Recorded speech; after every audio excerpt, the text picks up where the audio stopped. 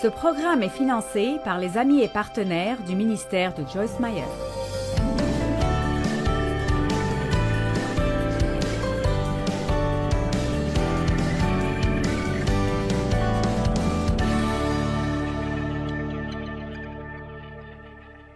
Seule la patience et rien d'autre nous permet de jouir du moment présent que nous avons.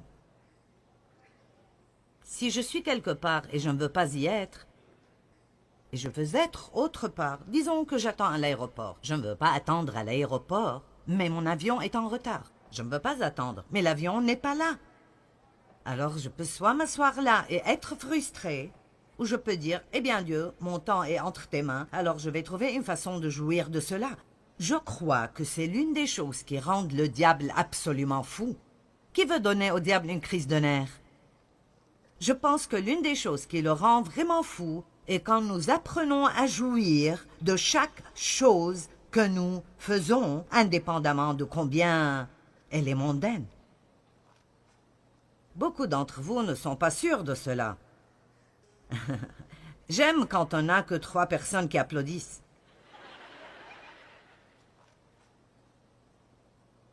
Vous savez, Dieu ne veut pas que nous jouissions seulement des vendredis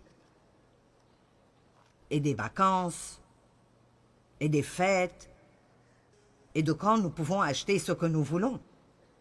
Il veut que nous jouissions de chaque petit moment solitaire qu'il nous donne, chaque moment, parce que le plus grand don que Dieu nous donne est le moment présent que nous avons. Le moment présent que nous avons. Alors je veux vous demander de, pas maintenant alors que je parle, mais plus tard, aujourd'hui, ou dans les 2 jours suivants, prenez le temps d'être vraiment honnête envers vous-même et demandez-vous, de combien de ma vie est-ce que je jouis vraiment?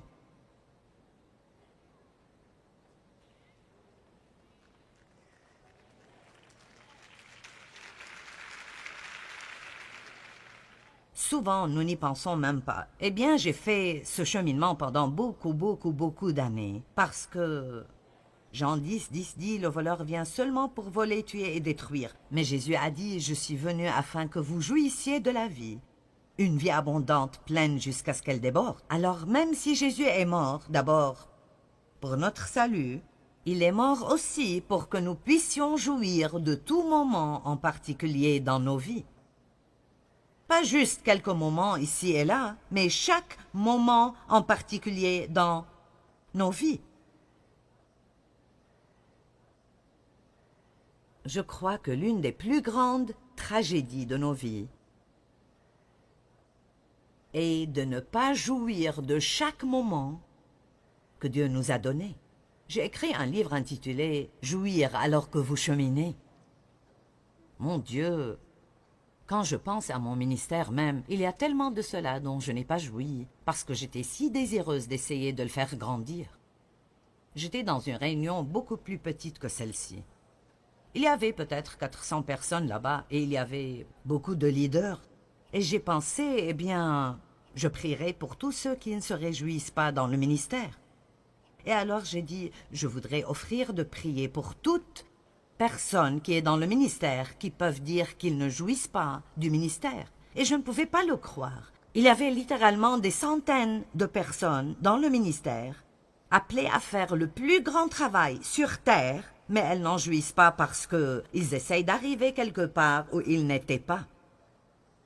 Si mon église pouvait être un peu plus grande, si je pouvais avoir un nouveau bâtiment, nous serons toujours heureux quand nous nous marions, quand l'homme que nous épousons arrête de nous dire quoi faire, quand nous aurons une plus grande maison et une gouvernante pour nettoyer, et quand la gouvernante ne nous hérite pas alors qu'elle nettoie la maison. Allons, vous me suivez? Quand nous aurons un travail différent, quand nous aurons une promotion au travail. Non, non, non, non. Si vous ne pouvez pas jouir de la vie maintenant, vous n'en jouirez jamais quand? Parce que ça ne se rapporte pas à ce qu'on fait, c'est quelque chose dans notre attitude. Je suis vraiment résolue à ce point et j'imagine que beaucoup d'entre vous le sont. Je suis vraiment résolue de glorifier Dieu dans ma vie de tous les jours. Dieu n'est pas intéressé par qui est dans ce bâtiment d'église ce matin. Ce n'est pas qu'il ne s'occupe pas de ce que vous êtes là. Il aime tout cela, mais c'est plus ce que nous faisons quand nous quittons d'ici qui intéresse Dieu que comment nous nous comportons ici. Et nous pouvons sauter et crier et applaudir dans chaque chanson que nous chantons. Mais c'est comment j'agis quand je suis dans la file de gens à l'épicerie. Comment est-ce que je me comporte si Dieu n'agit pas aussi vite que je le voudrais? Qu'est-ce qui arrive quand j'ai quelqu'un qui travaille avec moi, qui est une personne précieuse, mais ça leur prend juste plus de temps pour apprendre et je dois leur dire encore et encore. Comment est-ce que j'agirai? Est-ce que je vais les virer parce qu'ils ne sont pas rapides ou est-ce que je ferai un investissement et je travaillerai sur eux? Est-ce que j'aurai assez de sagesse pour ne pas comparer un de mes enfants à l'autre parce que l'un d'entre eux va mieux avec ma personnalité que l'autre? Nous pouvons aimer tous nos enfants, mais ne pas les apprécier tous.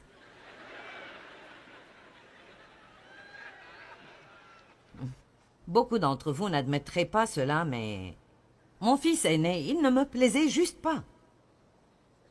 Et il le sait, il a 48 ans maintenant, et les choses vont bien. Vous pensez, mon Dieu, 48, quel âge as-tu?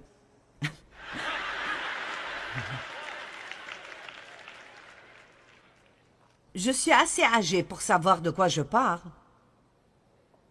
Alors cela veut dire, écoutez, je suis passée par là, j'ai essayé toutes les façons possibles, et je sais ce qui marche et ce qui ne marche pas. Je sais ce qui vous rendra heureux et ce qui vous rendra misérable. Laissez-moi vous garder de tourner 1000 fois autour du même pot stupide, et écoutez-moi attentivement ce matin. Vous n'allez pas presser Dieu. Vous n'allez pas changer les gens. Seul Dieu peut changer les gens. Priez pour les gens. Ils emballeront des choses, alors Joyce apprend comment laisser passer et fermer la bouche. J'ai un épi ici et je passerai probablement toute ma vie à faire ceci. Alors fais-le et en silence. Amen. Et quoi que vous fassiez, apprenez à jouir du chemin au travail le matin.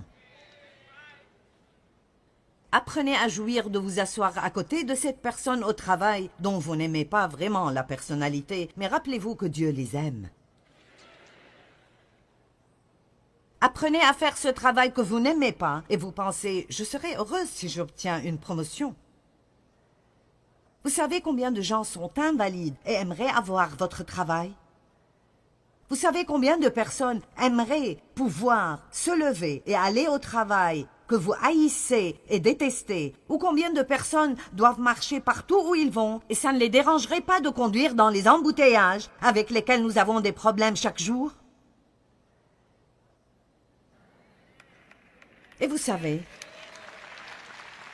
vous venez à l'église le dimanche et on vous rappelle ces choses. Nous savons tous que c'est juste, mais je vous dirai où vous devez vous rappeler. C'est quand vous êtes seul. Faites une réunion avec vous-même. Nous avons lu Éphésiens 4 qui dit « Renouvelez tous les jours votre attitude et vos pensées. » Nous devons travailler chaque jour sur notre attitude. Je crois que nous sommes des gens qui sont loin pour vivre la vie ordinaire de tous les jours d'une façon très surnaturelle. Amen. Nous ne pouvons pas nous attendre à ce que quelque chose de spectaculaire arrive tout le temps. Dieu est dans l'ordinaire. Il est là dans toutes les petites choses simples que nous traversons hâtivement parfois, et puis nous manquons les opportunités que Dieu nous donne d'être une bénédiction pour quelqu'un d'autre, parce que nous détestons déjà la chose ordinaire. Regardons Jacques 5, 7. Soyez donc patients, frères, alors que vous attendez, pas si vous attendez. Soyez donc patients alors que vous attendez jusqu'à l'avènement du Seigneur. Maintenant, regardez cela. Voici le laboureur attend le précieux fruit de la terre, prenant patience à son égard, jusqu'à ce qu'il ait reçu les pluies de la première et de l'arrière-saison. Vous savez, nous pouvons dépasser ce verset et ne jamais vraiment en recevoir beaucoup, mais J'ai étudié la patience longuement, et j'ai disséqué beaucoup de ces versets, et donc si vous pensez à ce laboureur, il creuse dans le sol dur, il met ses graines dans la terre, et il attend, et il attend, et il attend, et il attend. Dans quel jour quelque chose sortira de la terre? Seul Dieu le sait. Alors qu'est-ce qu'il fait? Il continue à faire ce qu'il devrait faire. Il arrose, il enlève les mauvaises herbes, il les regarde. Il se lève, il va au lit, il se lève, il va au lit. C'est le lundi, mardi, mercredi, jeudi, vendredi, rien n'arrive. Il fait la même chose la semaine suivante et celle d'après. Mais il y a un petit mot ici, et je ne sais pas s'il existe dans d'autres traductions, mais il est devenu vraiment important dans ma vie. Et il dit, il attend avec espérance. Maintenant, vous êtes sur le point de recevoir quelque chose ici. La plus grande raison pour laquelle nous sommes souvent tristes n'est pas nos circonstances.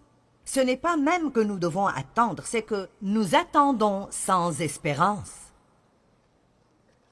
Quelque chose d'étonnant arrive dans mon âme, et je crois que ça arrivera dans la vôtre aussi, quand je commence à agressivement, résolument, m'attendre à ce que quelque chose de bien arrive dans ma vie à n'importe quel moment.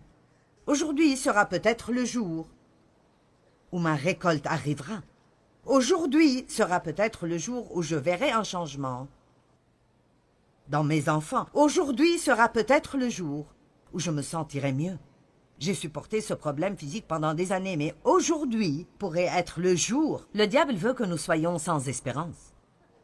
Nous avons chanté ce chant à propos de l'espérance. Être plein d'attente. Je me suis entraînée chaque matin. Quand je me lève, je ne suis pas debout. Depuis 5 minutes, maintenant c'est probablement 1 minute. Et voici ce que vous m'entendez dire. Je m'attends à ce que quelque chose de bien arrive aujourd'hui. Je m'attends à ce que quelque chose de bien arrive à travers moi aujourd'hui.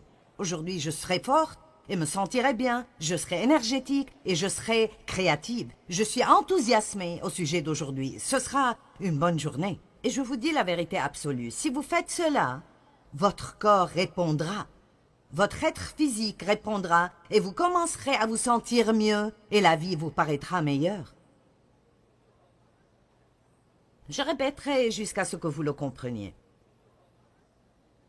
Vous voyez, les gens passifs disent juste « Je ne sais pas.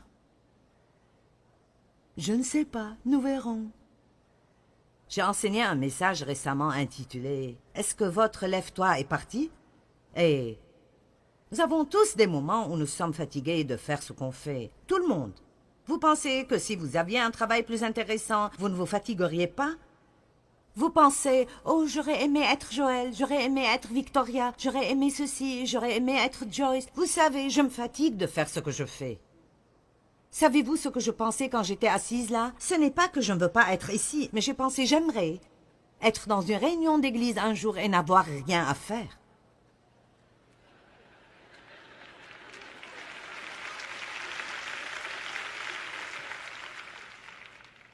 Vous savez combien d'années ça fait?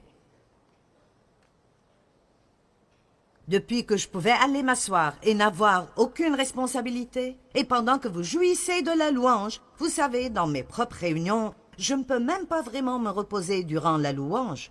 Mais pendant ce temps, je dois toujours penser à ce que je dirais ou à ce que je ferais. Et vous savez, ce qui me fatigue plus que toute autre chose, occasionnellement, et je suis bonne pour cela, je le fais bien, c'est de toujours être responsable de quelque chose où que j'aille. Eh bien, j'aurais pensé que si j'avais ta vie... Vous n'obtenez jamais un côté de quelque chose sans obtenir l'autre côté. Si vous obtenez la promotion que vous vouliez au travail, vous aurez plus de responsabilités. Ils s'attendront à plus de vous.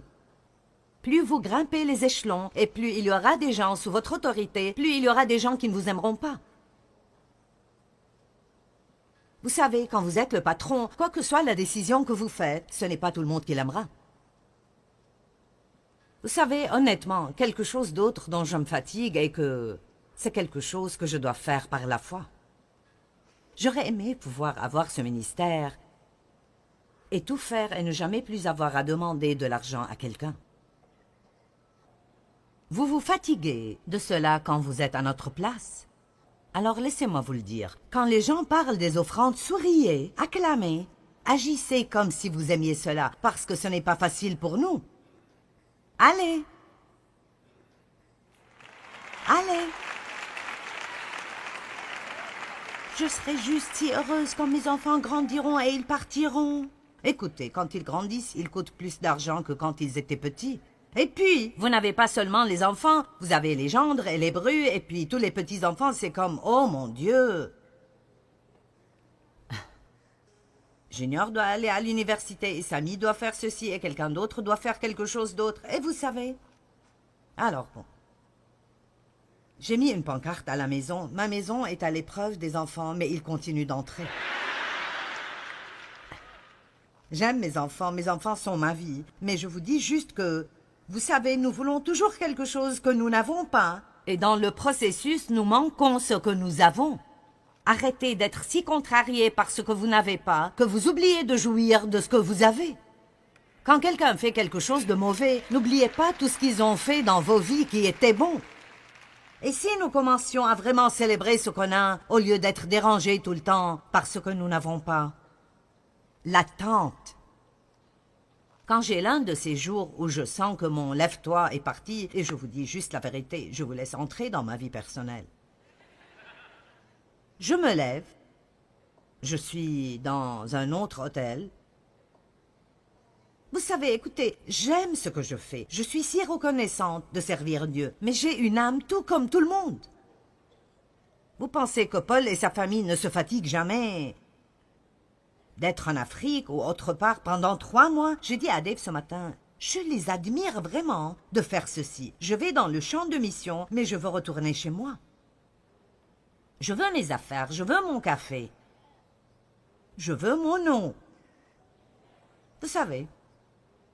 Donc, je suis comme une missionnaire à 5 étoiles. J'irai, mais...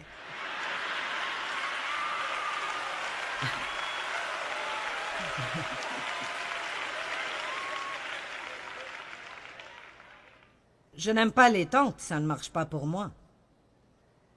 Et je suis allée à tous ces endroits où ils vont et ils vivent. Et je veux vous le dire, les gars, vous avez mon appréciation et mon respect.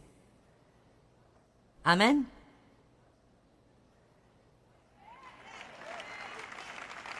Quand j'ai un de ces jours où je me lève et je dis « Oh, oh Jésus, Seigneur, tu sais quel âge j'ai.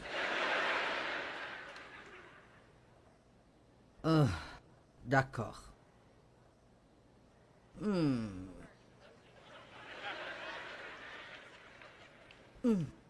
savez ce qui m'aide plus que tout?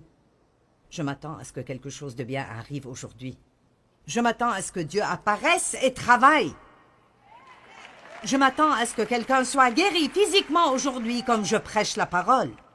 Je m'attends au salut. Je m'attends à pouvoir être une bénédiction pour quelqu'un aujourd'hui. Je suis pleine d'attente. Et vous savez ce qui se passe quand je fais cela? Je commence à être excitée. Je commence à être enthousiasmée. Nous devons avoir un peu plus de feu. Qu'est-ce qui est plus beau dans une cheminée? Des cendres froides ou un feu ardent? Amen? Je crois que nous devons être plus enthousiasmés. Et la façon de faire cela est de vivre avec une attente. Maintenant, après avoir enseigné ceci il y a 2 semaines, j'ai reçu un rapport qu'une des filles au bureau retournait chez elle et elle a pensé, eh bien, je vais essayer cela, parce qu'elle a un fils qui lui causait beaucoup de problèmes. Et elle a dit, j'ai tendance à détester aller à la maison. Vous savez que quand vous avez des problèmes à la maison, vous pouvez détester rentrer chez vous. C'est vraiment... Elle a dit, donc, alors que je conduisais, j'ai dit, je m'attends à ce que quelque chose de bien arrive ce soir avec mon fils. À son arrivée, son fils l'a regardée et lui a dit, « Maman, je veux juste que tu saches que je t'aime. » Elle a dit, « Je n'ai pas entendu cela pendant des mois et possiblement des années. » Laissez-moi vous dire, ce que nous pensons et ce que nous disons, l'attitude avec laquelle nous vivons, affecte vraiment nos circonstances. Et je ne dis pas que vous obtenez tout ce que vous voulez juste en disant « Je m'attends à cela ».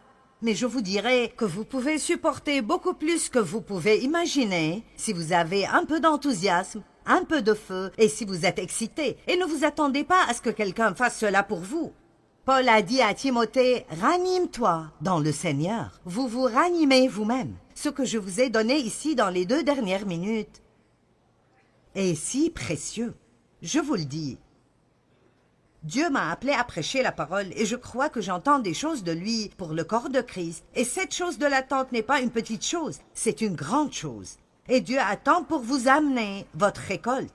Vous devez peut-être mettre vos graines dans la terre et vous lever et aller au lit et vous lever et aller au lit et vous lever et aller au lit jusqu'à ce que vous pensiez que vous ne pouvez plus supporter. Mais si vous le faites avec de l'espérance, waouh, de bonnes choses arriveront dans votre vie. Amen. Allez, donnez gloire à Dieu.